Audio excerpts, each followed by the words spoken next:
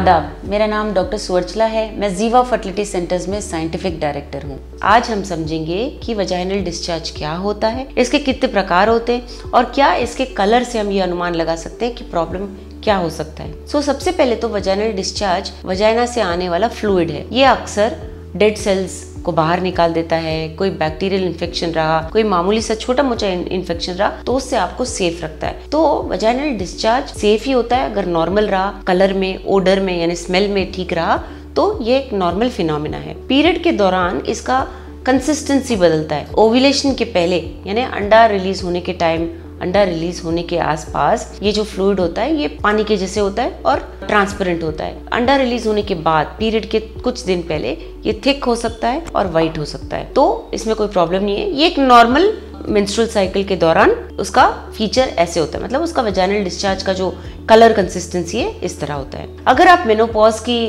करीब हैं तो आपके ईस्ट्रोजन लेवल्स लो होते हैं। ईस्ट्रोजन लेवल्स लो होने के कारण आपका वजाइनल डिस्चार्ज नहीं होता है या बहुत मिनिमल होता है। और अगर हो रहा है कुछ रेड कलर में, व्हाइट कलर में मेनोपॉज के दौरान तो आपको एक गायनेकोलॉजिस्ट को तुरंत ही संपर्क करना चाहिए। अब हम देखेंगे कि कितने प्रकार के वजाइनल डिस्चार्ज होते हैं। अगर व्हाइट या थिक रहा वजाइनल डिस्चार्ज, ये पीरियड के बीच में कभी आ रहा है तो प्रॉब्लम तो नहीं है, क्योंकि जैसे मैंने कहा मेंस्ट्रुअल पीरियड में अगर आप हो तो उसका कंसिस्टेंसी बदलता रहता है। लेकिन अगर इस डिस्चार्ज के साथ इचिंग रहा यानी कि खुजली, जलन, इरिटेशन ये सब अगर रहा तो सेफ नहीं है। इसका मतलब हो सकता है कि बैक्टीरियल इन्फेक्शन है या सेक्सुअली ट्रांसमिटेड इन्फेक्शन है।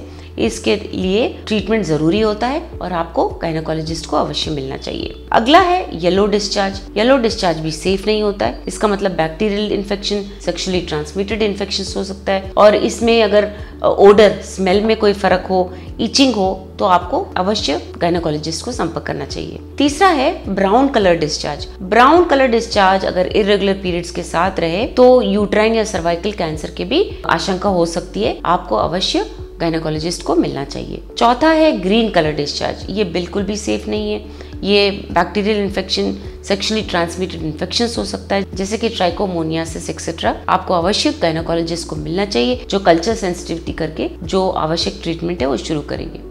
सबसे कॉमनली जो अबनॉर्मल डिस्चार्ज पाया जाता है वो होता है ईस्ट इन्फेक्शन डिस्चार्ज। बहुत कॉमन होता है। इसके लिए ट्रीटमेंट ऑप्शंस भी बहुत आसान होते हैं, लेकिन अगर इचिंग, इरिटेशन के साथ रहा तो एंटीबायोटिक्स भी रखा जाता है जिसके लिए आपको वो पूरा कोर्स लेना पड़ेगा। उसके बाद ये डिस्चार्ज कम हो जाने की आशंका ज़्यादा रहती है। इसके बारे में अगर आप और जानकारी चाहते हैं तो अवश्य जीवा फर्टिलिटी सेंटर्स आइए। Thank you. हमने इस वीडियो बनाने के लिए बहुत मुशक्कत की है। मेहरबानी करके हमें लाइक और सब्सक्राइब ज़रूर कीजिएगा। शुक्रिया।